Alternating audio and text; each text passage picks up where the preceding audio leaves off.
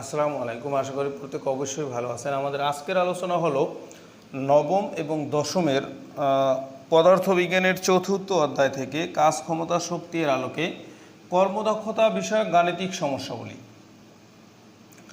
দ্বিতীয় কথা হলো, আমাদের ভিডিওটি যদি একটু হলেও ভালো লাগে তাহলে লাইক, কমেন্ট এবং সাবস্ক্রাইবের মাধ্যমে আমাদের পাশে থাকুন। আমাদের আজকের আলোচনা হলো কর্মদক্ষতা বিষয়ক গাণিতিক সমস্যাগুলি।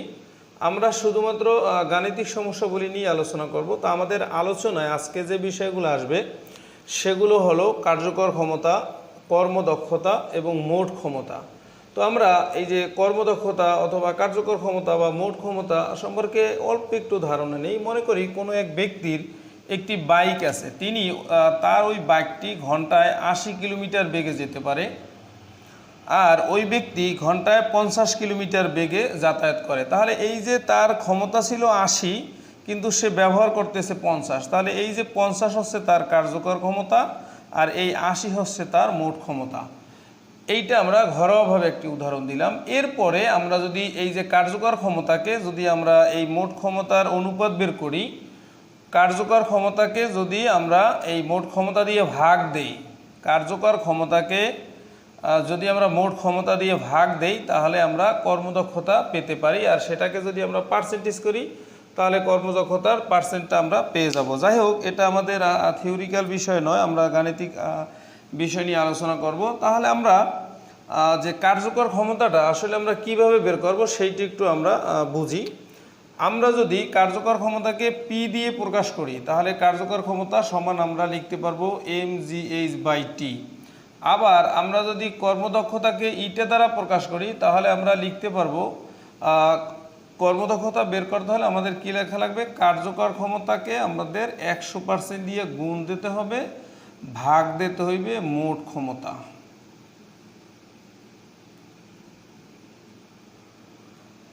এই পর্যন্ত আমরা আশা করি বুঝতে পারছি। এখন এখান থেকে কিন্তু আমি মোট ক্ষমতারও একটা আলাদা সূত্র বের করতে পারি। কিভাবে? যে আমরা যদি এভাবে মোট ক্ষমতা বের করতে চাই, যে মোট ক্ষমতা সমান আমরা কিভাবে লিখতে পারি, এই যে মোট ক্ষমতার স্থলে যদি আমরা ইটা ব্যবহার করি আর ইটার স্থলে আমরা মোট ক্ষমতাকে নিয়ে আসলাম, তাহলে আমরা এখানে 100% ব্যবহার করতে পারি। যাদের এই বিষয়টা সমস্যা তারা কিন্তু এভাবে করতে পারি আমরা, যে এই যে ইটা ইকুয়াল হচ্ছে কত, পি ইন্টু 100% বাই কত, মোট ক্ষমতা। এখন আমরা যদি আর গুণ করি তাহলে এখানে দাঁড়াইবে কত, ইটা ইন্টু মোট ক্ষমতা আর ইকুয়াল হবে কত, পি ইন্টু 100%। তাহলে এখান থেকে যদি আমি এই মোট ক্ষমতাটা চাই, যে মোট ক্ষমতা, তাহলে এই যে মোট ক্ষমতার সাথে যেটা গুণ আকারে আছে সেটা যাবে নিচে আর বাকি উপরে থাকবে কত, পি ইন্টু 100%। তার মানে এভাবে আমরা বের করতে পারি। যাদের বুঝতে সমস্যা তারা এই বিষয়টি দেখলে সমস্যা থাকবে না ইনশাল্লাহ। তো এখানে আমরা কি বুঝতে পারলাম, যে কার্যকর ক্ষমতা যখন আমরা পি দ্বারা প্রকাশ করব তখন পি সমান আমরা লিখতে পারবো mgh/t, আর কর্মদক্ষতাকে যদি আমি ইটা দিয়ে প্রকাশ করি তাহলে ইটা সমান আমরা লিখতে পারবো পি ইন্টু 100% বাই মোট ক্ষমতা। আর এখান থেকে আমরা আরেকটা সূত্র বের করে নিতে পারি, যে মোট ক্ষমতা equal P into 100% by eta. যা হোক, এই পর্যন্ত আমরা আশা করি বুঝতে পারছি। এরপরে আমাদের যে কথাগুলো আসবে সেটা হচ্ছে, আমরা মনে করি হঠাৎ করে কর্মদক্ষতা বাড়ানো হলো। আমরা ধরে নিলাম যে হঠাৎ করে কর্মদক্ষতা বাড়ানো হলো। তাহলে যদি কর্মদক্ষতা বাড়ানো হয় তাহলে অবশ্যই আমাদের কার্যকর ক্ষমতা পরিবর্তন হবে। আমি কথাটা আবারও বলি, যদি আমাদের দক্ষতাকে বাড়ানো হয় তাহলে আমাদের কার্যকর ক্ষমতা পরিবর্তন হবে। আবার যদি কার্যকর ক্ষমতা পরিবর্তন হয় তাহলে সময়ের মানও পরিবর্তন হবে। অথবা যে কোনো একটা প্রতীকের মান যদি আমাদের বাড়ানো হয় তাহলে বাকি অন্যান্য প্রতীকের মান অবশ্যই পরিবর্তন হবে। তাহলে সেক্ষেত্রে আমাদের এখানে যে কার্যকর ক্ষমতাটা দেওয়া আছে, যে পি ইকুয়াল mgh/t, তাহলে কোনো একটি প্রতীকের মান বাড়াবার বা কমাবার ফলে এই কার্যকর ক্ষমতার মান অবশ্যই পরিবর্তন হবে। তাহলে আমরা এইটাকে যদি আমরা প্রথম কার্যকর ক্ষমতা ধরে নিই, বা পুরাতন কার্যকর ক্ষমতা আমাদের বোঝার সুবিধার্থে, অর্থাৎ আমরা আসলে এই অধ্যায়টার অঙ্কগুলো বুঝতে চাই, তাহলে আমাদের এইটা শুরুর কার্যকর ক্ষমতা আমি ধরে নিতে পারি। আমি আবারও বলি, তাহলে এটা আমরা শুরুর কার্যকর ক্ষমতা ধরে নিতে পারি। এখন আমাদের যদি দ্বিতীয় আরেকটি কার্যকর ক্ষমতা বের করতে হয় তাহলে আমরা কোন সূত্রটি অবলম্বন করব। আমরা আবারও বলি, যদি আমরা দ্বিতীয় আরেকটি কার্যকর ক্ষমতা বের করতে চাই তাহলে আমরা কোন সূত্রটি ব্যবহার করব। আমরা দেখতে পাচ্ছি যে এই যে আমরা একটু আগে যে সূত্রটি ব্যবহার করলাম, এই যে একটু আগে আমরা যে সূত্রটি ব্যবহার করলাম তার ভিতরে এই যে পি পাওয়া যায়, তার মানে পি হচ্ছে আমার কার্যকর ক্ষমতা। তাহলে আমি যদি এখান থেকে এই পির মানটা বের করতে চাই, আমরা একটু এখানে মনে মনে দেখানোর চেষ্টা করি, যেখানে আছে কত 1 মনে মনে। তাহলে এইভাবে যদি আমরা আর গুণ করি তাহলে এখানে আমাদের দাঁড়াবে কত পি ইন্টু 100%, আর এ পাশে যাবে কত, এই যে এই কোণা আর ওই কোণা গুণ করলে যাবে কত মোট ক্ষমতা ইন্টু যাবে কার্যকর মোট ক্ষমতা ইন্টু যাবে কর্মদক্ষতা। এখন মনে করি আমি এখান থেকে পির মান বের করব, তাহলে পি সমান আমার কত হবে, পি সমান হবে আমার যে মোট ক্ষমতা ইন্টু কর্মদক্ষতা বাই হবে কত 100%। 100% কোথা থেকে আসলো, এই যে আমরা পির মান যেহেতু চাই তাহলে পির সাথে যেটা এটি নিচে যাবে। এখন আমাদের প্রাথমিক কর্মদক্ষতা বের করার সূত্র হচ্ছে পি ইকুয়াল mgh/t।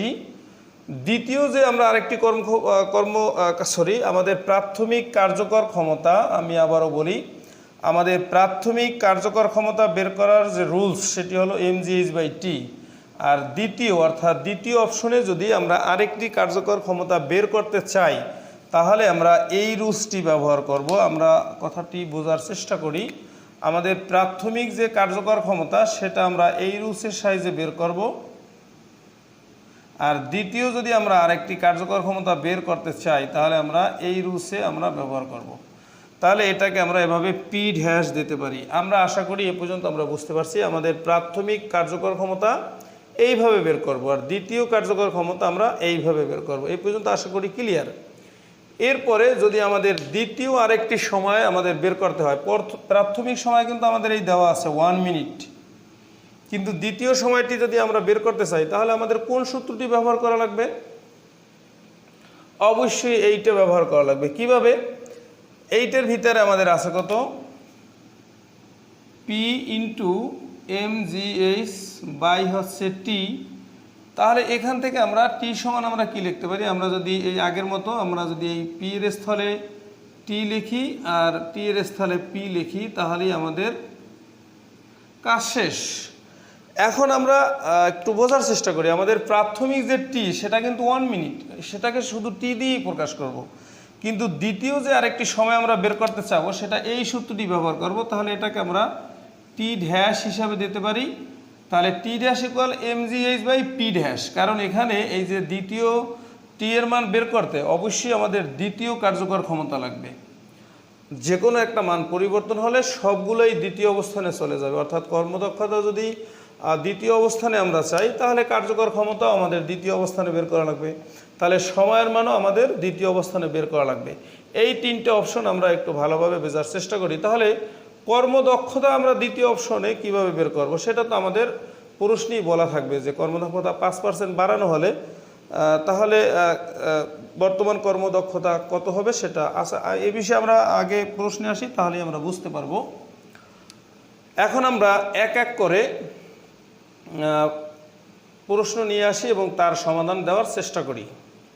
আমাদের প্রথম প্রশ্ন যেটা সেটা হচ্ছে কার্যকর ক্ষমতা কত।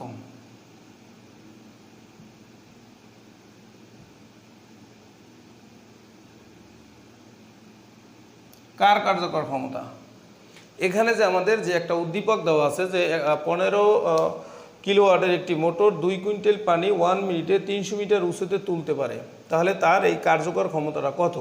তো আমাদের প্রশ্ন যেভাবেই থাকুক না কেন আমাদের প্রশ্নে যে মানগুলো দেওয়া থাকবে সেগুলো আমরা আগে লেখার চেষ্টা করি। যেমন এখানে এই যে দেওয়া আছে 300 মিটার উঁচু, তার মানে এইচ এর মান আমার হবে কত 300 মিটার। তারপরে সময় দেওয়া আছে 1 মিনিট, মানে প্রাথমিক টি এর মান দেওয়া আছে 60 সেকেন্ড। এরপরে 2 কুইন্টাল মানে এম এর মান 2 কুইন্টাল মানে কত 200 কেজি।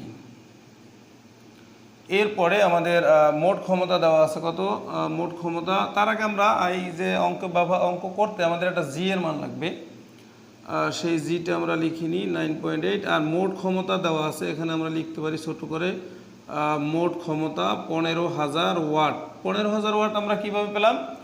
এখানে দেওয়া আছে 15 কিলো ওয়াট, তাহলে 1 কিলো সমান হচ্ছে 1000 ওয়াট। 1 কিলো ওয়াট সমান হচ্ছে 1000 ওয়াট, তাহলে 15 কিলো ওয়াট হচ্ছে 15,000 ওয়াট। যাই হোক, এই পর্যন্ত আমরা বুঝতে পারলাম। এখন আমাদের যদি দরকার হয় কার্যকর ক্ষমতা কত, তাহলে কার্যকর ক্ষমতা বের করার প্রাথমিক যে উপায়টা সেটা কি ছিল? P equal mgh/t। তাহলে আমরা এখানে লিখতে পারি এই যে P ইকুয়াল mgh/t। তাহলে m এর মান আমার কত হচ্ছে 200, আর g এর মান হচ্ছে কত 9.8, h এর মান হচ্ছে 300, t এর মান হচ্ছে 60। তাহলে আমাদের এখানে তার কার্যকর ক্ষমতা যেটা বের হবে সেটা হবে কত 9800 ওয়াট। এখন এখান থেকে আমরা আসলে কি বুঝতে পারলাম? এই ইঞ্জিনটার মোট ক্ষমতা ছিল কত 15,000 ওয়াট, আর সে কাজে পরিণত করলো কত 9800 ওয়াট। আগের হিসাবের মতো যে ওই বাইকটি তার বাইকটি যেতে পারতো কত 80 কিলোমিটার, কিন্তু সে ব্যবহার করছিল 50 কিলোমিটার। তাহলে এই যে মোটরটি সে 15,000 কিলোওয়াটের ক্ষমতা ছিল, কিন্তু সে কাজে পরিণত করছিল মাত্র 9800 ওয়াট। কার্যকর ক্ষমতা আমার বের হয়ে গেল। এখন আমরা যদি দ্বিতীয় প্রশ্নটি করি যে মোট ক্ষমতা যেহেতু দেওয়া আছে, তাহলে আমরা দ্বিতীয় অপশনটা জানতে চাই যে তার কর্মদক্ষতা কত। কর্মদক্ষতা কত? তাহলে কর্মদক্ষতার সূত্র আমাদের এই যে প্রাথমিক যে কর্মদক্ষতার সূত্র সেটা ছিল কি? এই যে eta equal P into 100% by মোট ক্ষমতা। তাহলে এখানে আমরা এভাবে লিখতেই পারি ইটা ইকুয়াল পি ইন্টু অর্থাৎ কার্যকর ক্ষমতা ইন্টু 100% বাই হচ্ছে মোট ক্ষমতা। তাহলে এখানে কার্যকর ক্ষমতা একটু আগে আমরা বের করছি 9800 ওয়াট ইন্টু হচ্ছে কত 100%, আর মোট ক্ষমতা কত 15,000 ওয়াট। এটাকে আমরা ভাগ করলে পাবো 65.33%। যা হোক, আমরা এই মোটরটির মোট ক্ষমতা অবশ্য উদ্দীপকে দেওয়া ছিল 15,000 ওয়াট, আর তার কার্যকর ক্ষমতা আমরা বের করে নিলাম 9800 ওয়াট, আর তার কর্মদক্ষতা আমরা বের করে নিলাম 65.33%। এই পর্যন্ত আমাদের আশা করি কোনো ঝামেলা নেই। এখন দ্বিতীয় প্রশ্নটি যদি আমাদের এভাবে হয়, দ্বিতীয় প্রশ্নটি সম্পর্কে আমরা এবার আসি যে কর্মদক্ষতা 5% বাড়ানো হলে, প্রশ্নটি আমি মুখে বলি যে কর্মদক্ষতা 5% বাড়ানো হলে ওই 2 কুইন্টাল পানি তুলতে তার কত সময় কম লাগবে? কর্মদক্ষতা 5% বাড়ানো হলে ওই 2 কুইন্টাল পানি তুলতে তার কত সময় কম লাগবে? এখানে তুলনা করতে হবে কার সাথে? সময়ের সাথে। তুলনা করতে হবে কার সাথে? সময়ের সাথে। যদি আমরা এভাবে মনে করি যে ক তার আছে 10 টাকা, তার আছে 15 টাকা, আর খ তার আছে 10 টাকা। এখন আমি যদি বলি ক এর কত টাকা কম আছে?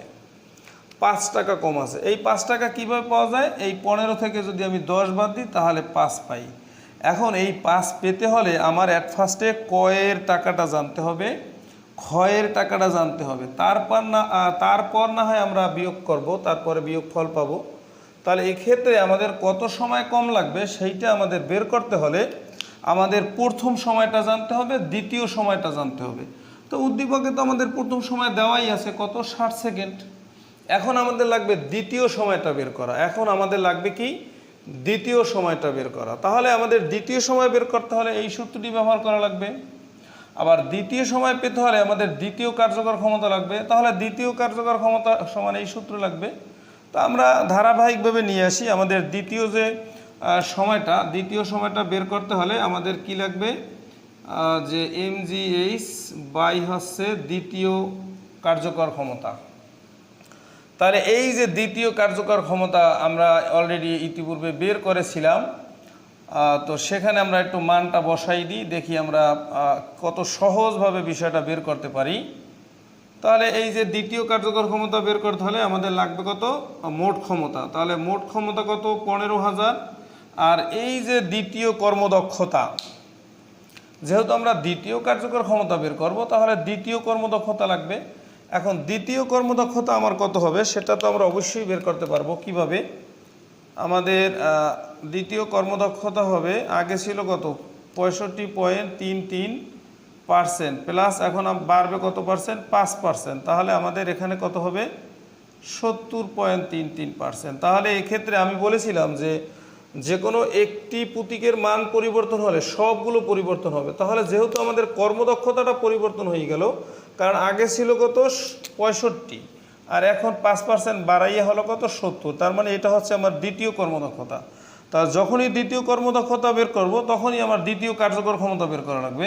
তাহলে এখানে আমার দ্বিতীয় কার্যকর ক্ষমতা কত আসবে, এই যে দ্বিতীয় কার্যকর ক্ষমতা বের করতে হলে আমাকে মোট ক্ষমতাটাকে দ্বিতীয় কর্মদক্ষতা দিয়ে গুণ দিয়ে 100% করতে হবে। তাহলে এখানে দ্বিতীয় যে কর্মদক্ষতা সেটা কত 70.33% বাই হবে কত 100%। এখন এটাকে আমরা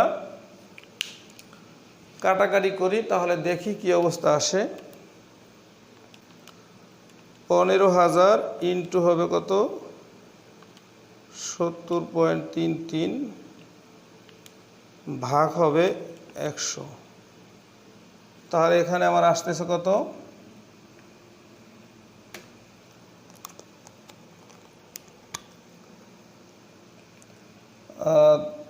1054.9.5 ওয়াট।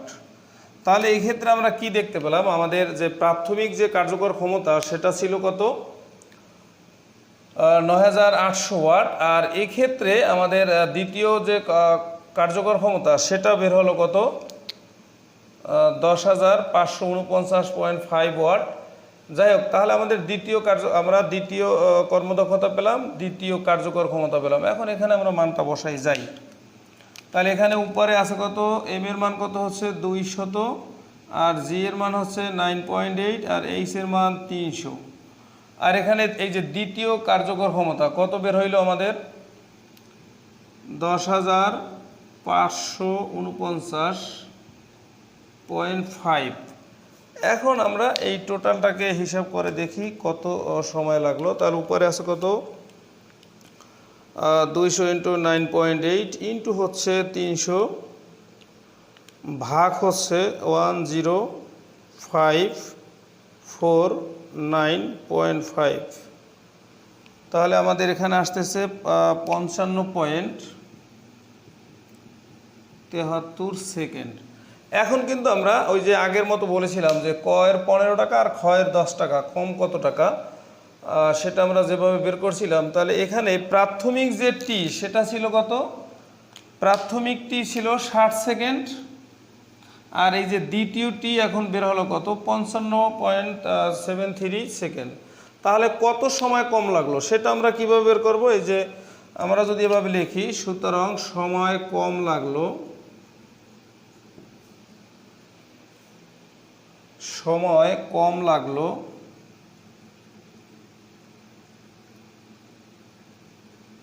কত, এখানে যদি আমরা 60 থেকে এই 55.33 বাদ দিয়ে দিই তাহলে আমাদের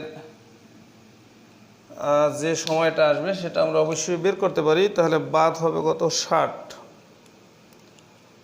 4.26 সেকেন্ড। তাহলে আমরা এভাবে লিখতে পারি 4.26 সেকেন্ড। তাহলে এই পরিস্থিতির ক্ষেত্রে আমরা ধারাবাহিকভাবে কিভাবে অ্যান্সারটা লিখতে পারি, আমরা এতক্ষণ শিখলাম যে যখন কর্মদক্ষতা বাড়ানো হবে তখন সাথে সাথে আমাদের দ্বিতীয় একটি কর্মদক্ষতার তৈরি হবে, আবার দ্বিতীয় একটি কার্যকর ক্ষমতার তৈরি হবে, তারপরে দ্বিতীয় আরেকটি আমরা সময় পাবো।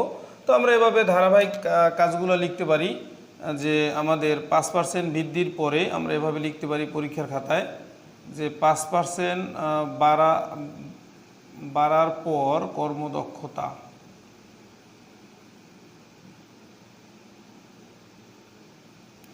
কত লিখতে পারি যে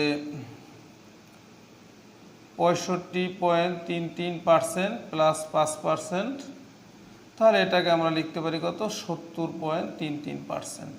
এরপর আমাদের যে নতুন কার্যকর ক্ষমতাটা সেটা আমরা কীভাবে বের করতে পারি, তার নতুন কার্যকর ক্ষমতা সেটাকে আমরা পি ড্যাশ দিয়ে যদি প্রকাশ করি তাহলে আমাদের এখানে কি লিখতে পারি, নতুন কার্যকর ক্ষমতা বের করার রুলসটা আমরা কি শিখছি, মোট ক্ষমতা সেটাকে আমরা ভাগ দেব নতুন কর্মদক্ষতা গুণ দেব নতুন কর্মদক্ষতা দ্বারা, আর ভাগ দেব 1% দিয়ে। তাতে আমরা কত পেয়েছিলাম? তাহলে এক্ষেত্রে আমাদের যে দ্বিতীয় কার্যকর ক্ষমতা সেটা আমরা কত পেলাম? 10,549.5 ওয়াট। তাহলে আমরা নতুন কর্মদক্ষতাটা বের করে নিলাম, নতুন কার্যকর ক্ষমতাটাও বের করে নিলাম। তাহলে নতুন সময়টা আমরা এভাবে বের করতে পারি যে টি ড্যাশ ইকুয়াল কী হবে? mgh বাই হবে নতুন কার্যকর ক্ষমতা। তাহলে এখানে নতুন কার্যকর ক্ষমতা কিন্তু ইতিমধ্যে আমরা বের করে নিলাম কত? 10,549.5 আর উপরে আমরা এম এর মান বসাই দিই, তারপরে জির মান কত? 9.8 ইন্টু এইচ এর মান 300। তাহলে এই ক্ষেত্রে আমাদের কত বের হবে? আমরা একটু আগে বের করেছিলাম, আমরা আবার একটু বের করি যে 200 ইন্টু হচ্ছে 9.8 ইন্টু হচ্ছে 300 আর ভাগ হচ্ছে 10,549.5। তাহলে এখানে আমাদের অ্যান্সারটা আসলো কত? 55.737, তারপরে 23 এভাবে। তাহলে এখান থেকে আমরা আগের যে সময়টা ছিল 60 সেকেন্ড আর দ্বিতীয় যে আমরা দ্বিতীয় সময়টা আমরা কত পেলাম? 55 সেকেন্ড। তাহলে সময় কম লাগবে কত? আমরা কিন্তু অনায়াসে খুব সহজভাবে আমরা এটা বের করতে পারি যে সময় কম লাগলো। আগের কত? 60 সেকেন্ড, সেখান থেকে আমাদের এই যে 55.7372 ইত্যাদি ড্যাশ ড্যাশ এটাকে বাদ দিলে যেটা হবে সেটা আমরা অনায়াসে বের করে দিতে পারি। তো এখান থেকে যদি আমরা 60 সেকেন্ড, তাহলে আমাদের এখানে আসছে কত? 4.2 সেকেন্ড বা 4 সেকেন্ড, যাই হোক। এভাবে এই জাতীয় প্রশ্নগুলো আমরা সুন্দরভাবে করতে পারবো যদি আমরা স্টেপ বাই স্টেপ। আসলে যে এইটার পর এইটা কেন আসলো, এইটা কেন আসলো, আমরা কিন্তু পিছন থেকে আগে সামনে এসেছিলাম, এখন আমরা সেই সামনে থেকে আবার পিছনে যেভাবে এসেছিলাম সেভাবে গেলাম। যে আমাদের যখনই কর্মদক্ষতা নতুন হলো তখনই কার্যকর ক্ষমতা নতুনভাবে আসবে, আবার তখনই সময়টা নতুনভাবে আসবে। তো আমরা যখন দুইটা সময় পেয়ে গেলাম তখন আমরা দুইটা সময়ের ব্যবধান আমরা পেয়ে গেলাম। এভাবে আমরা এই জাতীয় অঙ্কগুলো যদি আমরা চেষ্টা করি, ইনশাআল্লাহ আমরা ভালোভাবে করতে পারবো। আজকে পর্যন্ত